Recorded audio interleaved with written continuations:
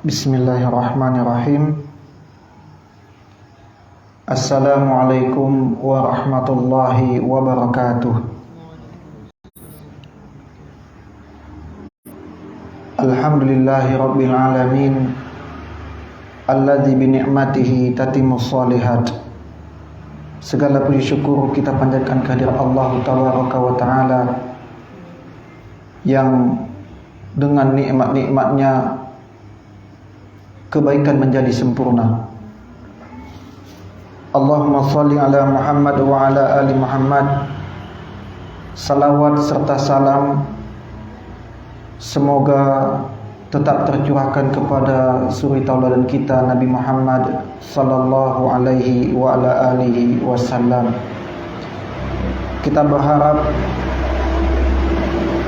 dengan bersalawat kepada beliau sallallahu alaihi wasallam, juga ittiba terhadap sunnah-sunnah beliau, mengikuti risalah setiap apa yang diamalkan, diperintahkan dan diperbuat oleh Nabi Muhammad SAW, dengan tidak menambah-nambah ibadahnya, dengan tidak menambah-nambah ibadah, berhenti beramal di atas di mana Nabi tidak beramal, dan mengikuti setiap bentuk amal Nabi, amaliyah Nabi, dan dengan tidak menambah dan mengurangi. Kita berharap dengan mengikuti beliau di atas sunnah, maka semoga ini menjadi hujah nantinya kepada kita, agar cinta kita di kemudian hari, di saat kita bertemu dengan Nabi sallallahu alaihi wasallam, di saat Nabi Muhammad sallallahu alaihi wasallam menunggu umatnya di Al-Haud Al-Kautsar yang Allah janjikan kepada Nabi di padang mahsyar nantinya, maka kita bukanlah termasuk orang-orang yang malaikat halau kedatangan kita untuk bertemu dengan Nabi kita Muhammad sallallahu alaihi wasallam. Amin, Allahumma amin.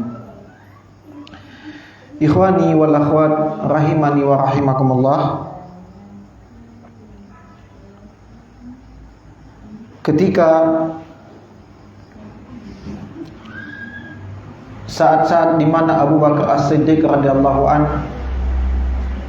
akan menghembuskan nafasnya yang terakhir, atau di detik-detik di hari kehidupannya di atas dunia, maka Abu Bakar As-Siddiq pernah berkata, innahu qad nazala bi ma qad ra'un wala azunnuni illa mayitan lima bi.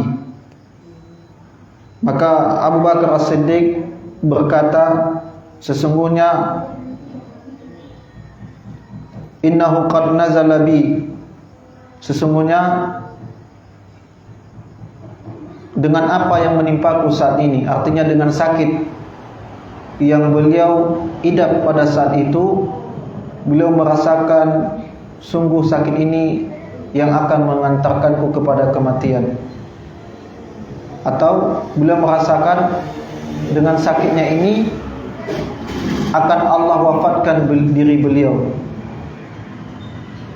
Maka beliau mengatakan selanjutnya, fa ummiru alaikum min ahbabtum, maka pilihlah oleh kalian yang mengurusi keadaan kaum muslimin atau yang memimpin kaum muslimin dari orang-orang yang kalian cintai, dari orang-orang yang kalian cintai.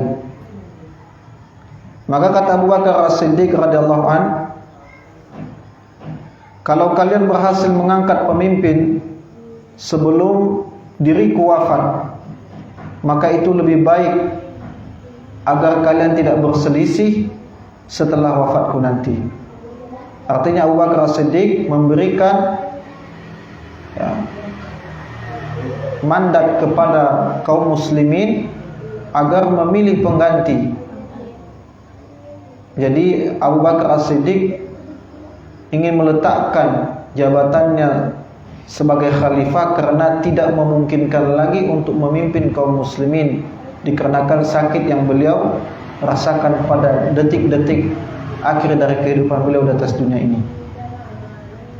Maka menariknya di sini ayo ikhwan rahimani wa rahimakumullah, setiap sahabat baik dari Muhajirin dan Ansar itu menolak dengan bahasa halus, bahkan mengatakan si fulan lebih baik.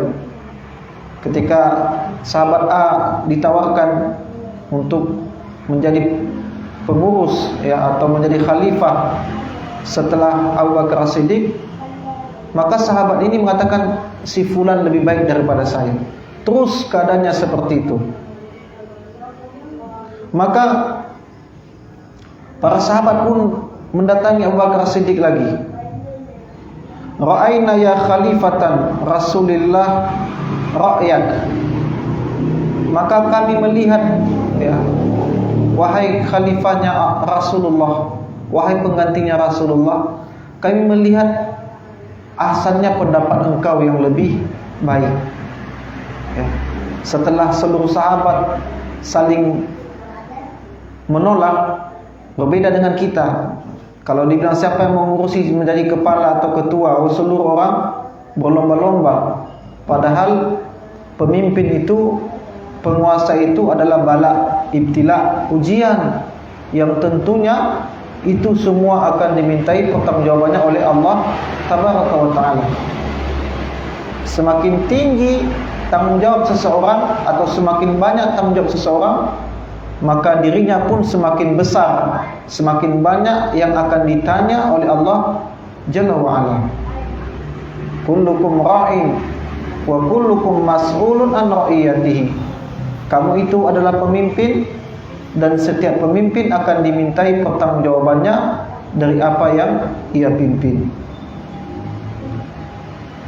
Maka Abu Bakar pun berkata kepada para sahabatnya, izan, kalau begitu berikanlah aku waktu atau berikanlah kepadaku tenggang waktu agar aku bisa mengamati, agar aku bisa melihat mana yang pantas sebagai penggantiku nantinya.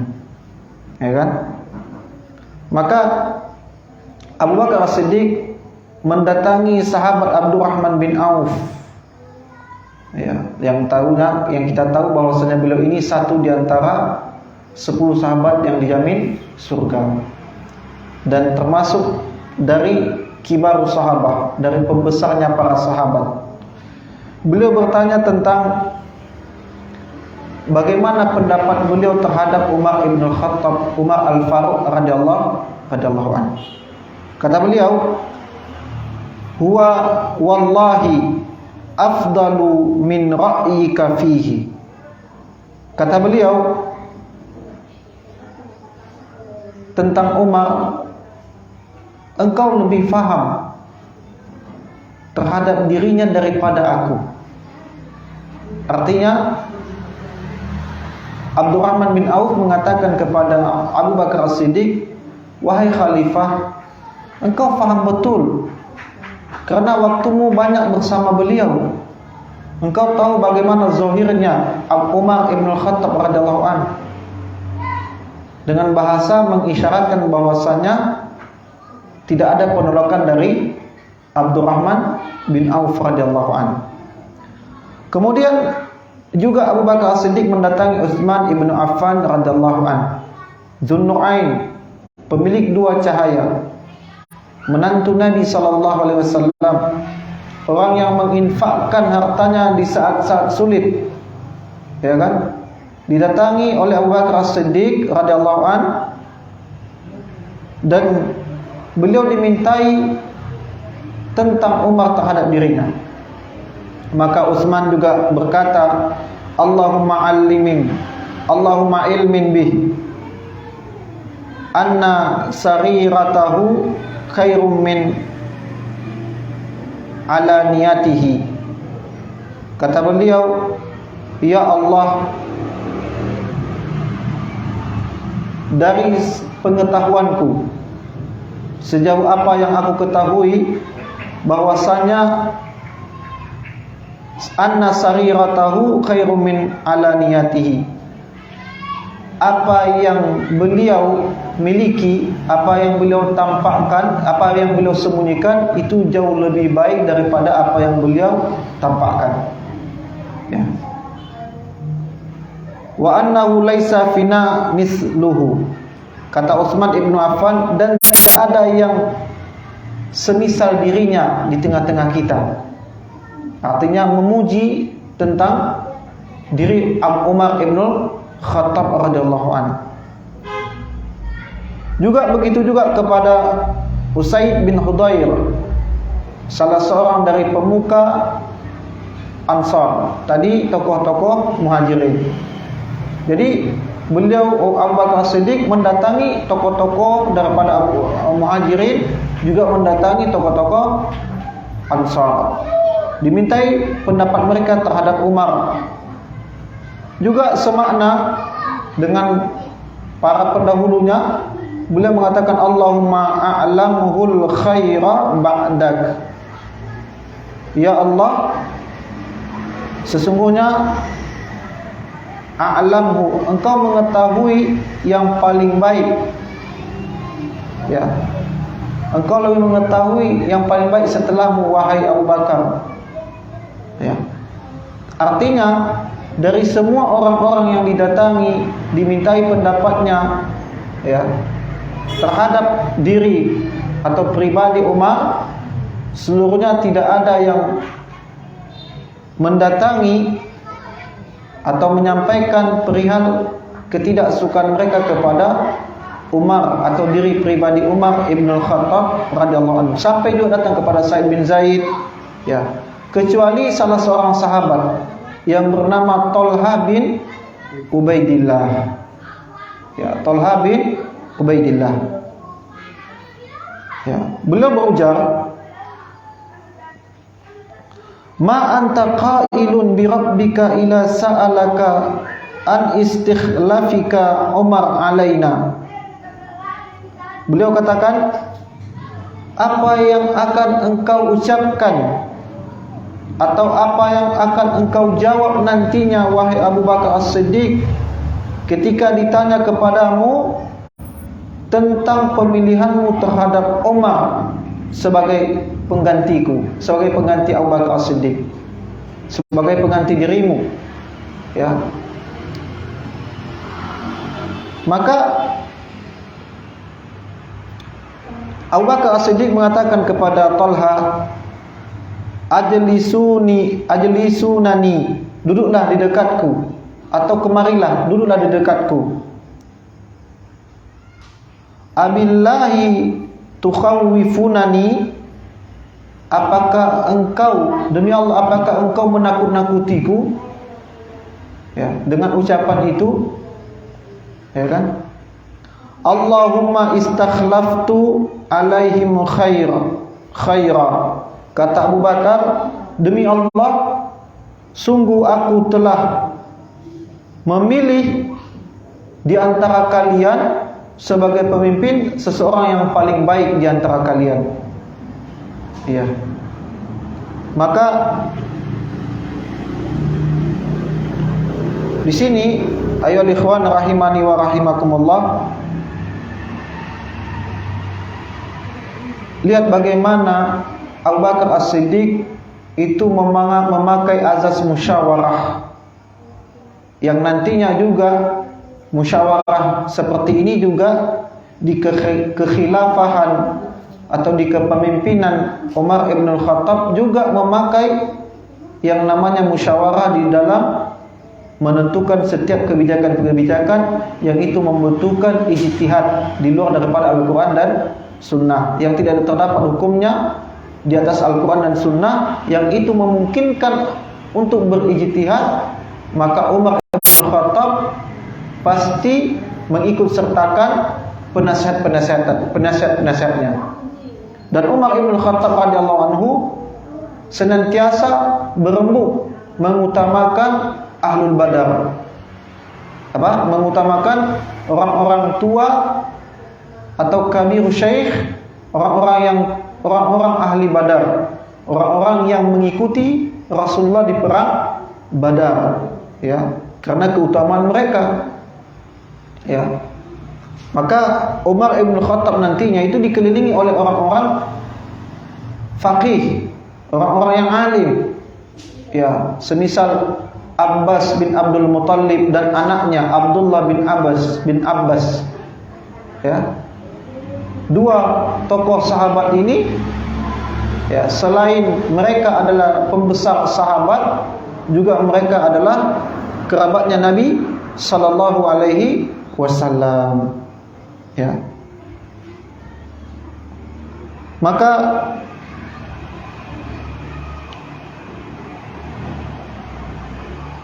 kemudian Abu Bakar As-Siddiq memanggil Umar ibn Khattab radhiyallahu anhu. Jadi Umar ketika dipanggil tidak tahu atas apa beliau dipanggil, ya. Maka Abu Bakar pun langsung mengatakan bahwasanya Abu Bakar akan menjadikan Umar sebagai pengganti beliau. Awalnya Umar enggan, sehingga Abu Bakar pun menodongkan kepada Umar dengan pedang, ya, sehingga Umar pun melunak dan dia pun menerima perintah dari Abu Bakar As-Siddiq terkait kepemimpinan kaum muslimin setelah beliau radhiyallahu anhu. Maka setelah itu dibacakanlah, ya, tentang baiat yang dimana kaum muslimin dikumpulkan karena Abu Bakar tidak sanggup berbicara, dan beliau menulis sebuah surat dan dibacakan oleh Utsman ibn Affan yang tentunya telah membaiat Umar ibn Khattab terlebih dahulu. Kemudian beliau membacakan surat terkait dengan kepemimpinan Umar setelah Abu Bakar As-Siddiq radhiyallahu anhu. Kemudian para sahabat atau kaum muslimin mengatakan sami'na wa ata'na. Selanjutnya, ketika Umar telah dilantik menjadi khalifah atau telah dilantik menjadi Amirul Mukminin, maka Abu Bakar As-Siddiq pun berdoa. Apa doa beliau?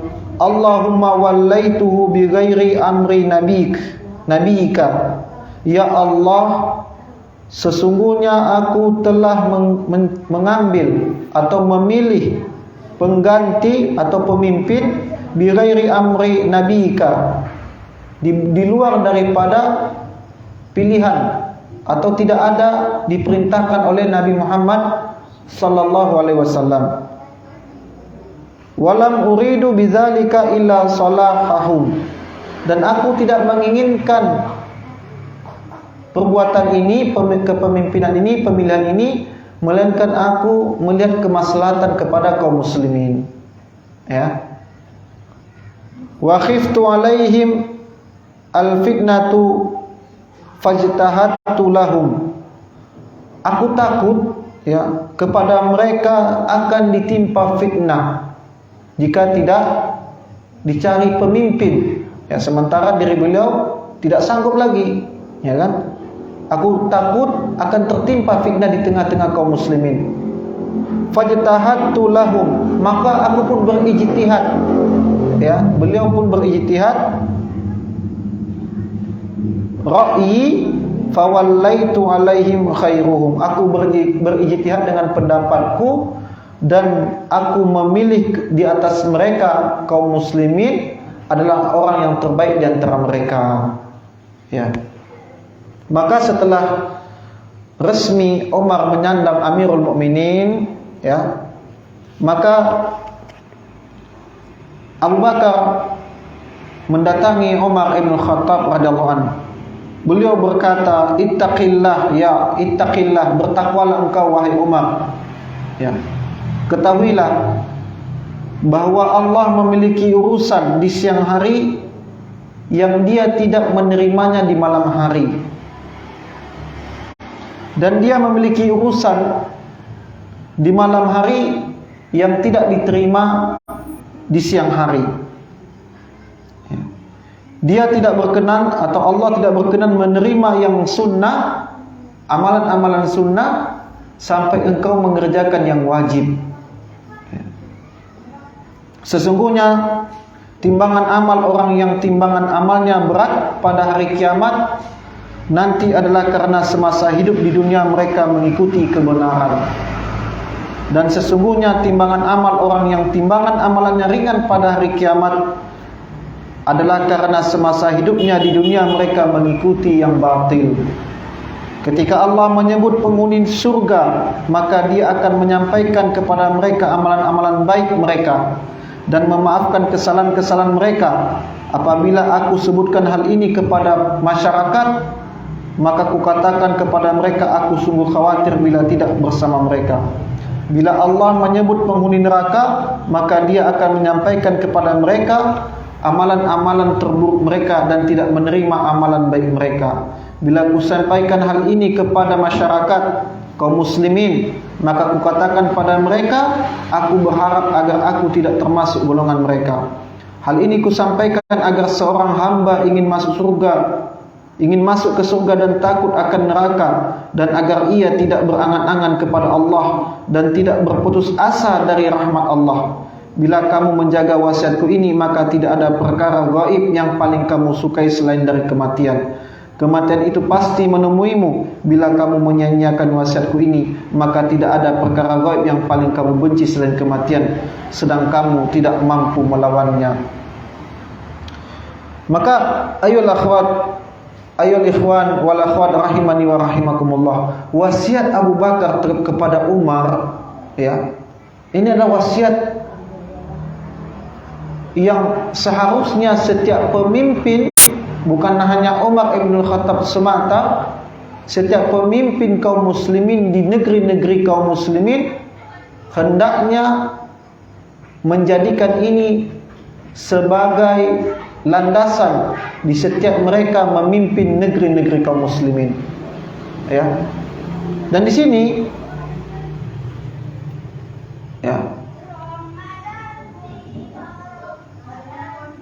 tidaklah ucapan Abu Bakar atau nasihat Abu Bakar kepada Umar, ya, menyebutkan bahwasanya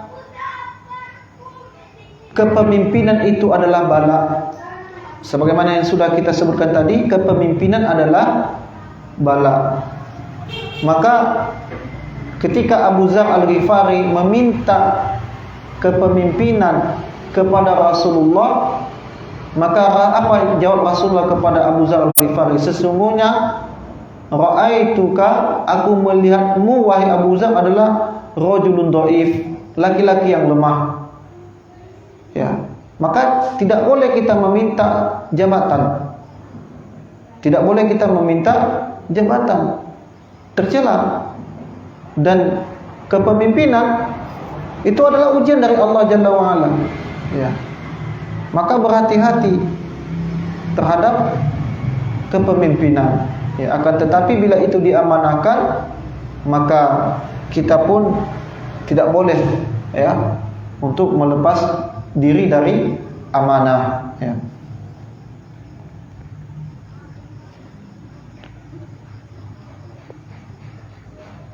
Taib, di antara yang dilakukan Umar ketika beliau memimpin kaum muslimin, di antaranya adalah penetapan kalender Hijriah, yaitu di masa Umar Ibn Al-Khattab radhiyallahu anhu. Ya. Maka suatu ketika Rasulullah dilibatkan dalam perkara surat menyurat, ya, yang itu melibatkan tanggal dan bulan, sehingga Rasulullah pun berembuk dan bermusyawarah kepada para sahabat, dan para sahabat mengemukakan beberapa pendapat. Kita jadikan kalender Masehi atau tahun kalendernya orang-orang Persia, ya. Akan tetapi terakhir Umar menetapkan tahun Hijriah sebagai tahun Islam, yang tentunya itu diawali dari hitungan awalnya hijrahnya Rasulullah dari Mekah ke Madinah. Maka itu menjadi awal, ya, sebab penanggalan Hijriah dipakai sampai detik ini, ya. Kemudian Umar adalah orang yang pertama digelari dengan Amirul Mukminin, ya. Maka suatu ketika ada dua orang datang kepada beliau dari Irak, ya, dari Irak. Beliau yang dua orang ini berkata kepada salah seorang sahabat di Masjid Nabawi, ya, bertanya tentang datangkan atau jumpakan diri kami dengan Amirul Mukminin, ya, dengan Amirul Mukminin. Maka di antara sebab kenapa familiarnya istilah Amirul Mukminin itu, pertama sekali, ya, banyak riwayat-riwayat yang menyebutkan, maka penyebutan kepada khalifah itu teramat sangat panjang. Kalau khalifah yang dipakai, khalifah Rasulullah, pengganti dari penggantinya Rasulullah. Nanti kalau Utsman khalifatullah, ya, khalifati Rasulullah, penggantinya pengganti Rasulullah, ya, maka panjang, maka diganti menjadi Amirul Mukminin, ya. Kemudian apa yang dilakukan Umar pertama sekali, ya, apa yang dilakukan Umar pertama sekali di kepemimpinan beliau adalah mengembalikan tawanan wanita. Jadi di awal-awal fase Islam, Abu Bakar memimpin tidak lama, lebih kurang 2 tahun lamanya. Di fase-fase awal kepemimpinan Abu Bakar itu banyak diperangi orang-orang murtadin, ya, sehingga banyak tawanan-tawanan dari kaum wanita. Di kepemimpinan Umar Ibn Khattab, tawanan-tawanan wanita ini dikembalikan, ya, tawanan-tawanan wanita ini dikembalikan, sehingga nantinya banyak dari orang-orang Badui yang wanita-wanita mereka dikembalikan melihat kelembutan hati Umar Ibn Khattab. Banyak dari mereka yang masuk Islam lagi, berbondong-bondong masuk Islam dikarenakan kelembutan hati Umar Ibn Khattab radhiyallahu anhu. Kemudian sebagaimana yang kita sebutkan tadi, bahwasanya musyawarah adalah sunnahnya para khulafaur rasyidin, ya. Begitu juga dengan Umar Ibn Khattab radhiyallahu anhu. Beliau menjadikan musyawarah itu keseharian dari kepemimpinan beliau. Beliau selalu melibatkan, ya, para pembesar-pembesar Ahlul Badar tentunya yang lebih diutamakan. Di antaranya juga melibatkan Abdullah bin Abbas. Abdullah bin Abbas ini sahabat sigar, sahabat kecil. Ya, di setiap musyawarah juga beliau libatkan sahabat-sahabat muda. Agar apa? Agar ini menjadi regenerasi. Ya, setelah beliau nanti, ya, agar ini menjadi regenerasi. Dan Umar Ibn Khattab tidak memilah-milah ya ucapan ini karena dia kecil ditolak. Bila itu sesuai dengan qala Allah dan qala Rasul, maka beliau juga akan dengan murah hati akan menerima dari setiap orang yang menyampaikan bila itu berlandaskan dari qala Allah dan qala Rasul sallallahu alaihi wasallam. Maka Umar tidak senang bila dirinya disebut sebagai raja. Ya, beliau tidak senang. Maka beliau bertanya, suatu ketika beliau bertanya kepada Salman Al-Farisi, apakah aku ini raja atau khalifah? Apakah aku ini raja atau Amirul Mukminin? Maka kata Salman Al-Farisi radhiyallahu an, jika engkau mengambil gandum atau mengambil hasil rakyat dan meletakkan secara kezaliman, maka sesungguhnya engkau raja. Maka sesungguhnya engkau raja. Dan Umar Ibn Khattab radhiyallahu anhu tidak suka disebut dirinya raja. Beliau lebih suka disebut sebagai Amirul Mukminin, yang mengurusi keadaan kaum muslimin, ya.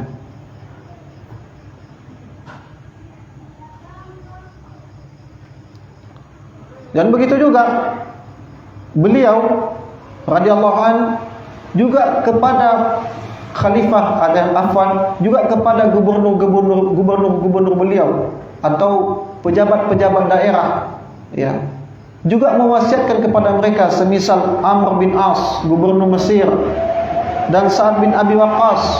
Sa'ad bin Abi Waqqas adalah satu di antara 10 sahabat masuk surga. Ya. Beliau mewasiatkan kepada mereka agar menjadikan musyawarah sebelum mengambil keputusan. Ya. Jadi itu salah satu tabi'inya Umar Ibn Khattab radhiyallahu anhu, dan juga tabi'inya Khulafaur Rasyidin setelah beliau. Ya.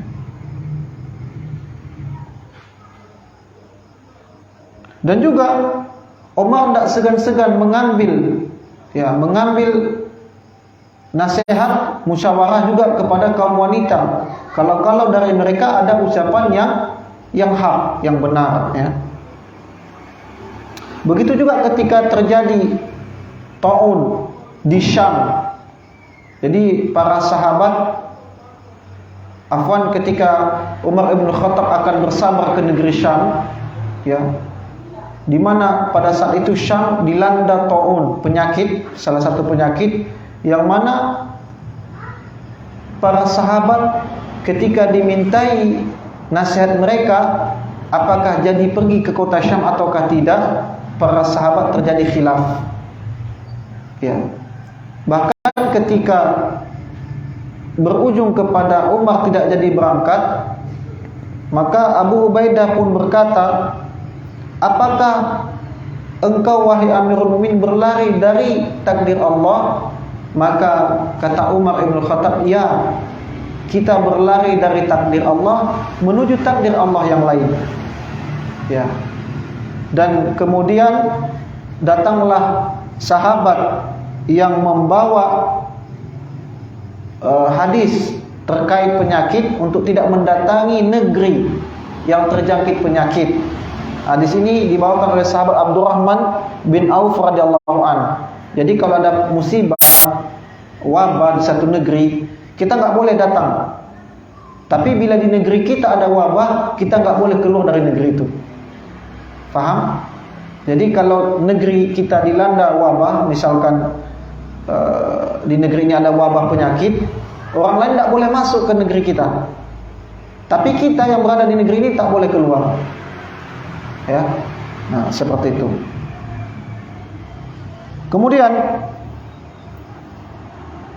Umar Ibn Khattab ini terkenal dengan keadilan beliau ketika memimpin. Dan itu disebutkan oleh Imam Malik yang meriwayatkan dari Sayyid Ibn Musayyid, ya. Wallahi laqad qadiya bil haq, sungguh bahwasanya Umar Ibn Khattab itu memimpin dengan hak. Ya, dengan benar-benar. Jadi Umar pernah satu ketika mengumpulkan pejabat-pejabatnya ketika musim haji. Kemudian menghadapkannya kepada kaum muslimin. Ya. Kemudian beliau katakan kepada kaum muslimin, ini pejabat-pejabatku di negeri-negeri, ini gubernur Mesir, ini gubernur Irak, gubernur Syam dan semisal dan yang lain-lainnya. Beliau katakan, jika ada di antara mereka yang menzolimi kalian, maka katakan kepadaku sekarang dan aku akan tegakkan had atas mereka. Lihat bagaimana ketegasan daripada Umar ibn Khattab radhiyallahu anhu. Ya. Maka juga bagaimana, jadi di antara ketegasan dan keadilan Umar ibn Khattab radhiyallahu anhu, pernah di Mesir, di mana tadi khalifah di Mesir siapa? Amr bin As, pernah menghukum cambuk anaknya Umar ibn Khattab karena meminum khamar. Beliau bernama Abdurrahman bin Umar. Jadi beliau cambuk, tapi cambuknya itu di rumahnya Amr bin As. Ya, di rumahnya Amr bin As. Ketika sampai berita ini kepada Umar, maka Umar menulis surat kepada Amr bin As dengan isinya kurang lebih seperti ini. Wahai khalif, wahai pemimpin, ya, wahai pemimpin Mesir, ya, wazirku, menteriku, sesungguhnya engkau tahu apa yang aku tidak suka.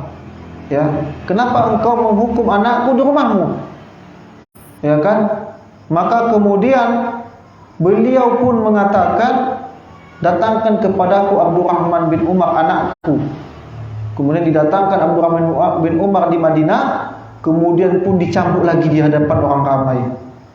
Lihat bagaimana Umar ibn Khattab meletakkan keadilan walau itu kepada darah dagingnya sendiri. Dan Umar ibn Khattab, beliau tidak memilih dari kerabat-kerabat terdekatnya sebagai wazir, sebagai menteri-menterinya, tidak. Lihat bagaimana adilnya. Bila itu pantas, orang itu pantas, maka dia akan menjadikan orang itu sebagai pemimpin di negeri itu. Sebagaimana yang beliau lakukan kepada Abu Ubaidah ibn Jarrah di Syam sebagai pemimpinnya, wazirnya di Syam, dan pembesar-pembesar sahabat lainnya di negeri-negeri yang ditaklukkan di masa kepemimpinan Umar ibn Khattab radhiyallahu anhu. Juga bagaimana Umar ibn Khattab juga menegakkan had atas anaknya Amr bin As. Ya, jadi anak Amr bin As ini pernah berlomba kepada salah seorang warga Mesir, sehingga anak Amr bin As ini tidak menerima kekalahan dan beliau mencambuk orang ini. Dan orang ini tidak mengadu kepada Amr bin As, tapi langsung mengadu kepada khalifah di Madinah. Sehingga didatangkan, singkat cerita, didatangkan anaknya Amr bin As. Kemudian orang Badu ini disuruh mencambuk anaknya Amr bin As. Bahkan dia cambuk dengan lebih kencang. Ketika setelah selesai ditegakkan had, dicambuk, maka Umar mengatakan kepada orang Badu ini, kemudian cambuk lagi ayahnya. Cambuk lagi ayahnya karena tidak mampu menegakkan had. Ya, tapi apa kata Amr bin As? Sesungguhnya aku tidak mengetahui keberadaan ini, karena orang Badu ini tidak mendatangiku sebagai pemimpin Mesir pada saat itu, tetapi langsung mendatangi Umar ibn Khattab radhiyallahu anhu. Kemudian orang Badu ini mengatakan, sesungguhnya yang mencambukku adalah anaknya Amr bin As. Lihat bagaimana letak Umar ibn Khattab meletakkan keadilan, tidak memilih pandang bulu, ya. Juga begitu juga kepada salah seorang dari penguasa Ghassan yang bernama Jabala ibnu Ayham, ya. Salah seorang penguasa Ghassan, pengikut Heraklius, ya, pengikut Heraklius di Syam. ketika merebaknya penaklukan negeri-negeri, orang-orang di luar Islam kemudian berbondong-bondong masuk Islam, maka Jabalah Ibnu Ayham ini masuk Islam, ya, dan beliau pun menginginkan untuk bisa berhaji atau bisa tinggal beberapa saat lamanya di Mekah atau Madinah, ya, di Mekah dan Madinah. Maka suatu ketika beliau tawaf di Ka'bah, sarung beliau ini terpijak atau dipijak oleh orang dari suku Bani Fazarah atau salah seorang dari Arab Badui, ya kan? Sehingga tidak berhitung panjang lebar, maka Jabalah ini pun menumbuk atau memukul orang ini sampai mengeluarkan darah. Sehingga orang ini pun mengadu kepada Umar Ibn Khattab radhiyallahu anhu. Ya, ingat yang dahulunya adalah mantan raja. Kemudian apa kata Umar? Benarkah seperti itu kejadiannya? Benar, kata Jabalah ini tadi.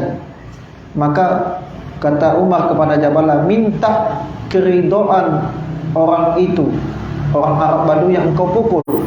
Bila tidak ia ridho, maka aku akan tegakkan had terhadapmu.